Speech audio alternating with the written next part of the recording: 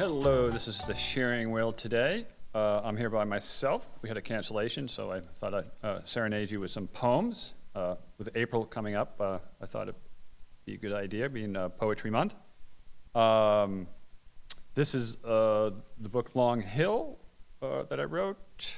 Long Hill is a property of the trustees of the reservation up on 22. So I wrote a lot of these while wandering the gardens, not all, but some. And during the pandemic, I put this together with my friend Karen Shea, who's a local graphic designer. She did a wonderful job. So my first poem is called Burning Season. It's burning season again. March has arrived, and the winds do blow.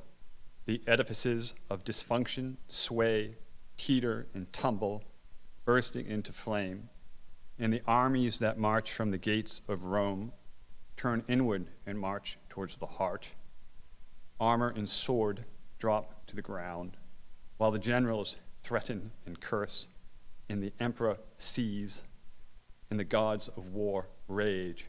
Burning season has begun, and that which does not fit will come undone. And when the soldiers liberate the barricaded cities of the heart, the citizens will pour forth out into the street, and the winds of March will blow away the ash of yesterday, and the citizen and the soldier will rejoice as one. The next poem is The Cinema of the Heart. Last night I saw a movie in the Cinema of the Heart, in a theater of love. The tickets were free, ushered in by breath. I sat in the seat of the soul. Coming attractions, a film called Peace, a documentary named New Beginnings, and the sequel to the movie Joy, called More Joy and Bliss. In the feature presentation, a silent movie with no dialogue or sound, just the silence, where all movies are born. And the next one is called Popular Song. At night I search the radio, the stars outside the windshield ancient and old, the doors of my heart shuttered and closed, and what was once true has now been sold. I've heard some songs that have no doors, no wings to fly, like a wooden escalator that goes down to the bottom floor of a no-name department store. It makes me sad. It makes me blue. The world gets cold. What about you? The miles they crawl on this mountain road. I search the dial for some relief, search for redemption, rejuvenation. Then behold, a song sung by a troubadour of old. Their ballad flies from the radio, breathing life into the starry night, and through the open door I go, laughing past the guitar man in the open chord. This poem is called Wind Horse. With wild eyes you emerge from the crest of an ocean wave, galloping across the beach into the night, gathering prayers from the mouths of the dying, gathering prayers from roadside altars, made from wooden crosses and plastic flowers, gathering prayers yet to be spoken, hidden in the folds of the human heart. I once thought I saw you, wind horse, in the flying horse carousel, while the Wurlitzer played, and outside the wind chased the leaves, and the summer danced with fall. And when I looked to the sky, I saw your crazy eye. You were saddled with prayer. And now tonight, I summon you, wind horse, with an urgent prayer for peace, for you to ride around the world tonight. This is the House Ghost. This is definitely a Long Hill poem. If you go up to the top of the driveway where the house is and you're going back, and if you're looking at the wall with the vines, you look at the top corner left window, I'd imagine a ghost watching me. So that was sort of the entry point to this This poem, The House Ghost. In the corner of the grounds, two garden walls meet, as when the summer meets the gods of fall, and the unseen guests are dressed in their Sunday best.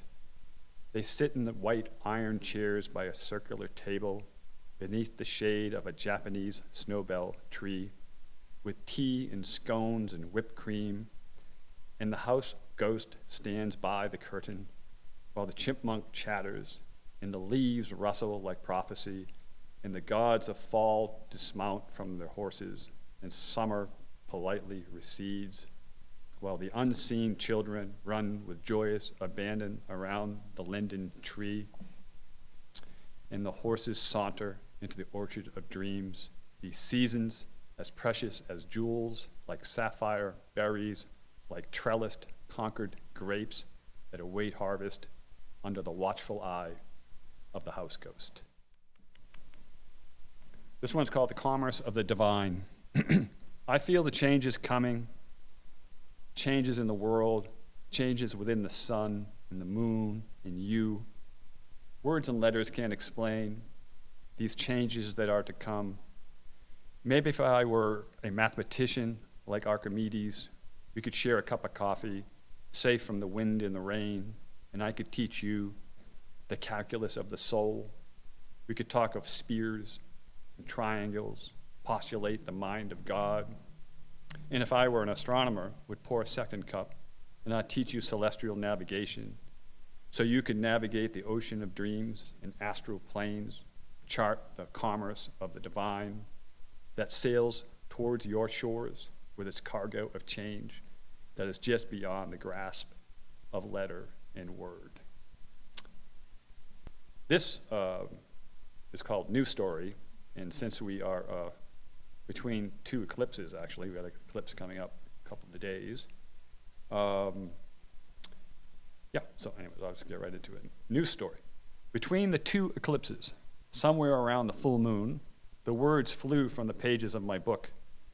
They flew up into the sky, joining the other words that had flown from the pages of books from all around the world.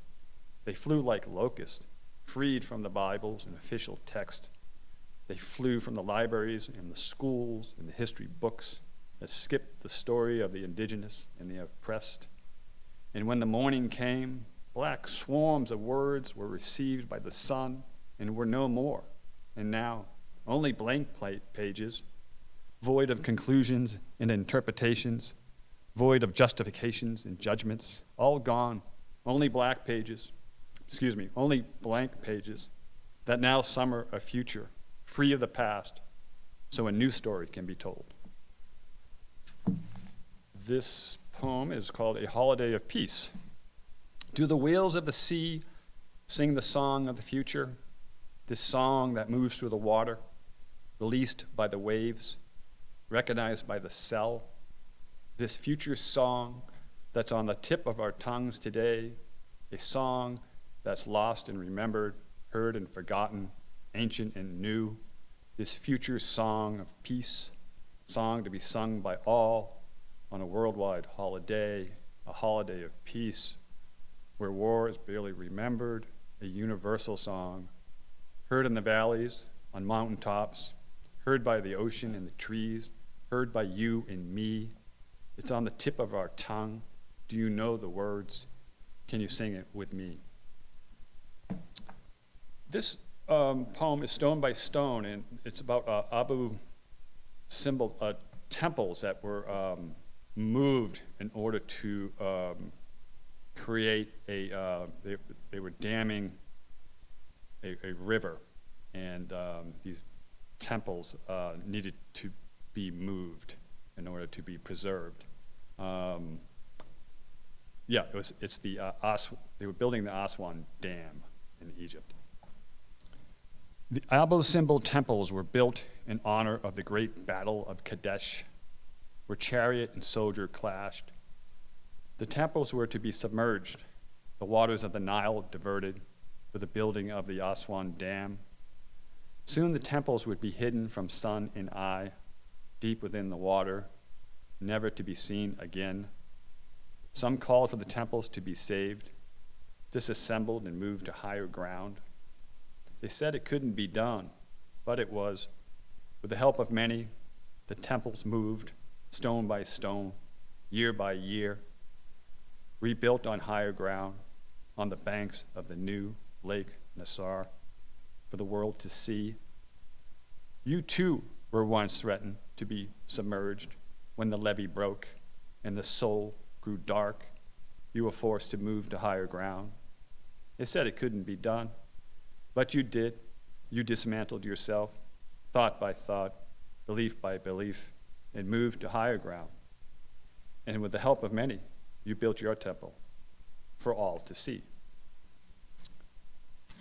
And this one's called Living Hieroglyphic. They just coincidentally discovered, I believe it's beneath Giza, this huge structure of like 8 cylinders that go almost a half mile down into the ground. I'm not entirely sure what it is, but it's really, really, really interesting. But this is called Living Hieroglyphic. I'm a living hieroglyphic. See me on the wall. You had to excavate yourself to find me. Free yourself from the tome of fear. I'm a living hieroglyphic. See me on the wall. Here I am with the pharaoh, serpent, bird, and bull.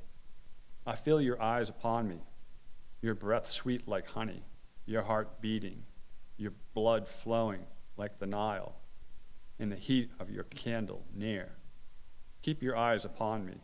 I'm imbued with information, codes for your transformation, codes for your DNA activation, for I am a living hieroglyphic, and the time of change is here. And this one is at Halibut State Park. They had a dance troupe there from Rockport, and they danced amongst all around the quarry. So this is called the Ribs of God. Somewhere deep in July, near the heart of Saturday, the wind blew through the trees, and the leaves awakened like a hidden alphabet, and the dragonflies paused like punctuation, and the wind rippled across the waters of the quarry, exposing the ribs of God. And across the quarry on the ledge of memory, the dancers appeared, dressed in yellow, woman and man, striking poses, ribs and palms reaching towards the sun. And all around the quarry's edge, they danced. They danced with each other. They danced with stone and wind and bird. And soon the whole world seemed to be dancing, somewhere deep in July, in the heart of Saturday. It was a really cool event.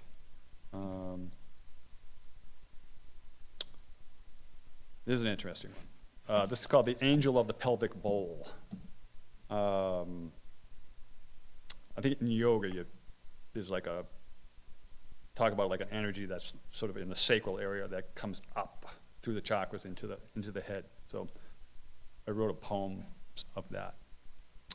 The angel of the pelvic bowl gains momentum, swirling above the perineum like a Sufi dancer, spinning within the universe, between the hips.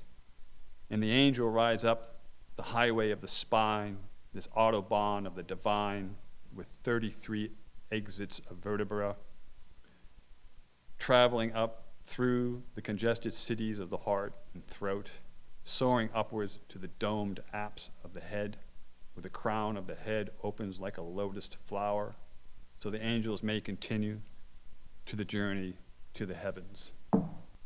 This one's called Rainbow Mama. Rainbow Mama, when are you coming down? You know the return to grace is a crooked road. My mind is open. Won't you come on down? Let me receive your blessing, activate my crown. I'm sitting cross-legged in this old New England town. Old blessed mother, were the trees the first to know, their outstretched limbs receiving you, your colors merging with their golden crowns. Now your cosmic rays washes over me, filling my vessel with ecstasy, changing my DNA, my frequency, as your honey drips into me. Oh, rainbow mama, blessed mother, the return to grace is a crooked road. My mind is open. Won't you come on down? This is Ivy and Vine. The cosmic mother gently tugs at the ivy and vine that has entwined me since birth, the ivy and vine of institutions, the ivy and vine of churches, of parents and schools. And as the days became weeks and the months became years, the vine grew up around my ankles and knees, and then around my loins with its lies, pomp, and delusion, coiled upward, covering my heart like a lost Inca temple, swallowed up by the jungle. It constricted my throat until the birds of song flew. Soon the ivy and vine reached my eyes until I could no longer see me or you. Now the cosmic mother gently tugs at the ivy and vine. It slowly comes off, day by day, hour by hour, and one day soon I'll be free of ivy and vine. This one is called The Jaw of the Mind. If I could unhinge the jaw of my mind and birth a poem that would drop onto the page, maybe a poem about the silent language of trees or the cold logic of stones, or give voice to the flower that blooms. If I could unhinge the jaw of my mind so the words could fall from the heavens, landing onto the open page for you to see. This is a Long Hill one. It's sort of on the back porch there. If you're looking out, there's a bird bath there on a pedestal, and two like red cedar trees, and the bird bath is in the middle. So if you're looking at the back porch towards the field, it's called Watched and Alone. In the garden again, both watched and alone, searching for the muse. Which daughter of Zeus I do not know. Walking past sweet azaleas and by the twin trunks of the false cypress, listening for the sweet taunting of the divine. And the wind moves through the leaves, and the vines twist like thoughts up the garden wall. Standing by the bird bath, beneath the eastern cedar, I'm feeling both watched and alone at nature's altar, surrounded by legions of grass. I gaze into the bowl, this Delphian pool, and I see not the white-robed Polyhymnia with an offering of song and poem, or the daughters of Zeus, not even an emissary of the gods, but instead the watery visage of my own. This is called The Great Interpreter, also a Long Hill poem. If the heart is the great interpreter, let it interpret the language of trees. Let it divine the rustling of the leaves. Let it decipher the wind, the palm of a leaf. Let it interpret the songs of the birds and the air and the moon and the oceans. Let it translate the scent of flowers, distill its meaning, and drop it on the tongue of this day, awakening the senses, so all may taste and hear and speak the language of nature. This one is Pink Moon. I saw you, sister, in a dream before I was awakened to the keening of coyotes, reveling beneath April's pink moon. You moved through the forest, beneath a symphony of trees, these woodwind instruments of the divine, tuned by the sun and the wind, playing Gaia's song that pulses up through the earth like a canticle of joy under the roofless church of nature. These hymns of ecstasy, awakening the cells within me with a chorus of energy that rises to the crown. With each breath I'm reborn, looking up to the heavens. I am taken by its fragrance like the Sibyl of the Rhine, rejoicing in the currents of God in these stained glass days of rapture and beauty. And you, sister, move through the forest, your gaze like a coyote reveling under April's pink moon.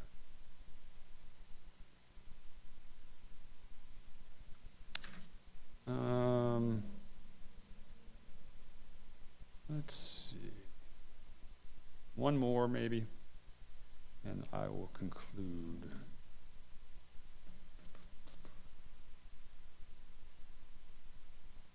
This one's called The Blessing Wind. And I don't write for Native Americans, but they have like, they might sound like I'm writing on their behalf, but I'm not. So I just write them. Blessing Wind. The blessing wind blows today over the forgotten fields of battle, across the barren hearts of man, in a land paved with injustice, broken treaties, endless war. The blessing wind blows today through the canyons, through the alleyways, where the forgotten dwell. The blessing wind blows today, and the ocean sparkles, and the trees sway, and the sun shines down like a language of light that speaks to the human heart. The blessing wind blows today. Thank you. And that concludes my poems. And I'll see you next time. Thanks. It's a sharing note.